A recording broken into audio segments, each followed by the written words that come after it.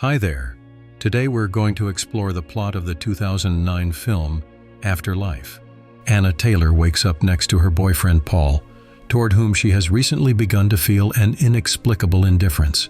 After that, she heads to the school where she works as a teacher and defends her student, an odd and withdrawn boy named Jack, from bullies. Later, Jack shows Miss Taylor a chick, claiming it's dead, although in reality, it's not. After class, he asks for permission to attend the funeral of her former teacher with her, but she refuses. On her way, Anna suddenly decides to change her hair color. When she arrives at the funeral, she catches the attention of the funeral home owner, the mysterious Elliot Deacon, who stares at her intently as she leaves. That evening, Paul plans to propose to her, but Anna suddenly provokes an argument out of nowhere and leaves, unaware of his intentions. On her way home, she loses control on a slippery road and regains consciousness already in the funeral home. Deacon tells her she died in a car crash and shows her a death certificate with all the required signatures as proof. When she insists she can't be dead, Deacon replies, "They all say that." Meanwhile, Paul wakes up and tries unsuccessfully to reach Anna. He doesn't find her at school, and upon arriving at her house, learns from Anna's mother, Beatrice, that her daughter died in an accident. At the same time, Deacon is preparing Anna's body for burial, telling her that she is in the denial stage. When the doorbell rings, he injects her with a substance, explaining that it relaxes the muscles. Later, he receives Anna's mother and sister, shows them the body, and assures them that her soul is still nearby. Her mother asks him to restore Anna's natural hair color. Later, Anna regains consciousness, painfully climbs down from the embalming table, and tries to use the phone, but it doesn't work, and the doors are locked. At that moment, Paul arrives at the funeral home and asks Deacon to let him see Anna, but Deacon refuses, saying Paul is not a family member. Anna hears their conversation and asks Deacon why he didn't let Paul see her. Deacon responds that it would have only hurt her. Paul would have seen just a body, not a living person. Anna again suspects that he is lying and calls him a psycho. Deacon calmly asks for her height to make the coffin. Paul goes to the police station and secretly sneaks into the impound lot to inspect Anna's car, but doesn't find anything suspicious. That same night, Anna steals a pair of scissors and tries to defend herself when Deacon enters the room, attempting to escape again. The man calmly disarms her and explains that he has a gift, helping souls transition to the other side. Anna insists once again that she is alive. Annoyed, he says that maybe she's been dead for a long time in a metaphorical sense, and asks whether such a life is worth fighting for. Finally, Deacon suggests they change the tone of the conversation because once she's buried, she won't have anyone left to talk to. Meanwhile, Jack cuts out Anna Taylor's obituary from the newspaper, then looks at the chick he thought was dead at school and asks it, "Are you scared?" Anna dreams that she's lying next to a dead woman who tells her she's not ready yet. Then she sees a door leading to the world of shadows, where voices accuse her of disappointing everyone and suggest that maybe it really would be better for her to go. Waking up, Anna, in a panic, begins to destroy everything around her. Jack, meanwhile, accidentally shows up at the funeral of the deceased woman, Mrs. Whitehall, mistakenly thinking it's Anna's farewell. Deacon exchanges a few words with the boy, remarking that no two funerals are the same because each deceased person communicates with him differently. The next day, Deacon brings Anna a burial dress. She quietly steals a set of keys from the pocket of his jacket. When the man leaves town on business, Anna desperately begins trying to find the key to unlock the door. Deacon notices the missing keys at a gas station and immediately returns to the funeral home, arriving just as Anna is about to leave the premises.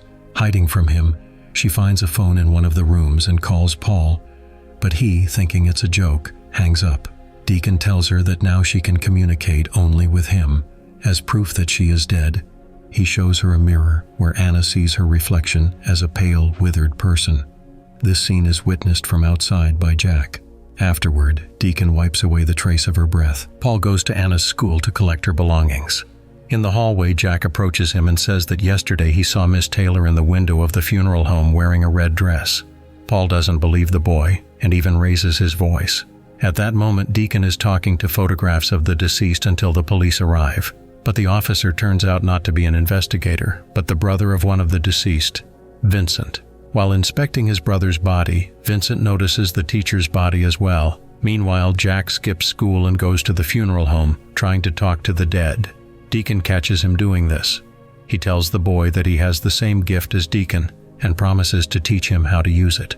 Paul, upon seeing the red dress shirt, recalls that Anna was wearing the same one and realizes Jack was telling the truth. He immediately heads to the funeral home, but Deacon convinces him that the boy frequently comes there and makes up stories due to an overactive imagination. Despite this, Paul sneaks inside, searches for Anna, and even finds the door to the room where she was kept. But Anna has already come to terms with the idea that she is dead, so she does not respond, and Paul leaves empty-handed.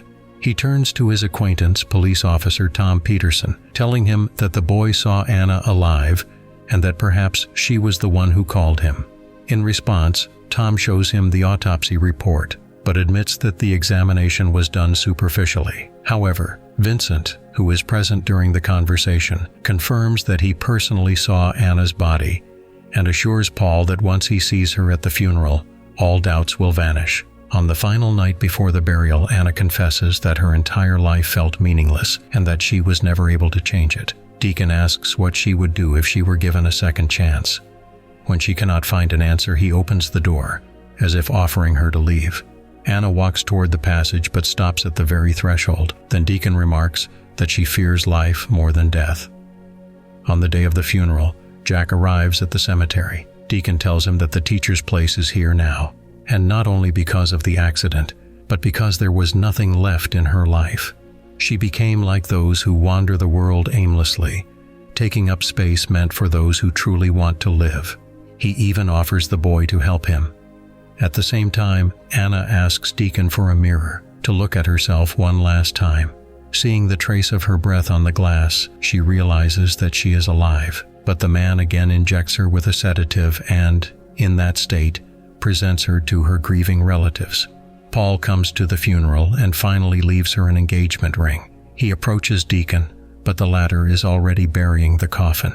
Anna begins to regain consciousness, but Deacon covers the coffin with dirt. While doing so, he says that now she is dead to all her loved ones, just like those people in the photos who once told him the same thing, "I'm still alive."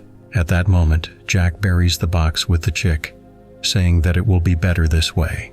During the wake, Deacon approaches the devastated Paul and hints that perhaps Anna actually survived the crash, but if he wants to find out, he has very little time left. Paul rushes to the cemetery, nearly getting into a car accident. When he arrives, he digs up the coffin, finds Anna, and hugs her tightly. In that moment, the girl vanishes, and Paul finds himself in the funeral home.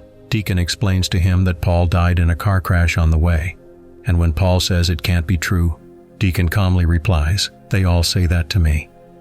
Thank you for watching. If you enjoyed this recap, give it a like, leave a comment, and don't forget to subscribe to the channel.